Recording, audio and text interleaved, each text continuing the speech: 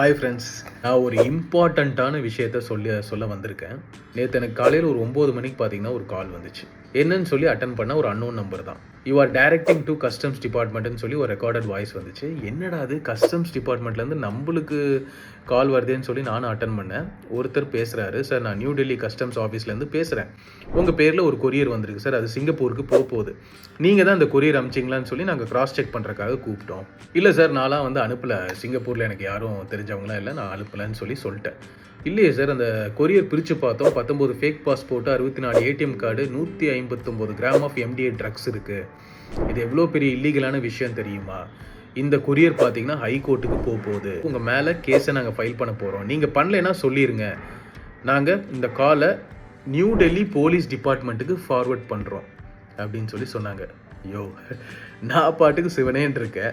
Iron பட சூர்யா மாதிரி எனக்கு பில்டப் கொடுக்குறீங்களேன்னு சொல்லிட்டு இல்லை நான் பண்ணலன்னு சொல்லிட்டேன்.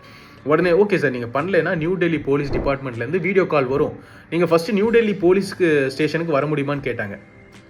நல்லா வர முடியாது சார், நான் கோயம்புத்தூரில் இருக்கேன். உடனே பார்த்தீங்கன்னா கட்டாயி ஒரு வீடியோ கால் வந்துச்சு. வீடியோ கால் அட்டன் பண்ணால் நியூ டெல்லி போலீஸ் டிபார்ட்மெண்ட்டுன்னு சொல்லி ஒருத்தர் உட்காந்துருக்காரு.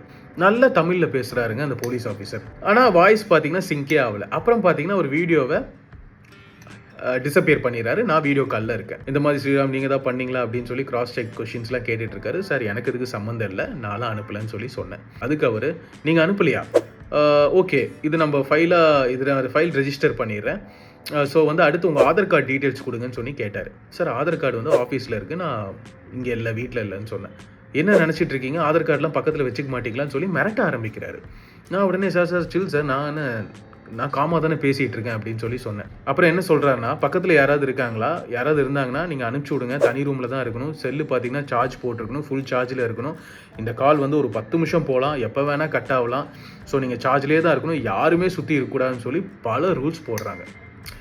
தெரிஞ்சிருச்சு, டேய் கிளம்பிட்டீங்க, இது ஏதோ ஃபேக் கால் தான் சொல்லி நானும் பேச கண்டினியூ பண்ணேன். நான் ஆதார் கார்டு கேட்டதுக்கப்புறம் நான் கட் பண்ணிட்டேன். அதுக்கப்புறம் 2 தடவை கால் பண்ணாங்க, அதுக்கப்புறம் கால் பண்ணல. இது வந்து பார்த்திங்கன்னா, நான் நெட்டில் சர்ச் பண்ணும்போது இதே பேட்டர்னில் நிறையா பேர் வந்து ஏமாந்துருக்காங்க. எல்லா டீட்டெயில்ஸும் கொடுத்து ஃபைன் எல்லாத்தையும் கட்டியிருக்காங்க. ஸோ இந்த கால்லாம் ஃப்ரெண்ட்ஸ் நீங்கள் அவாய்ட் பண்ணிடுங்க.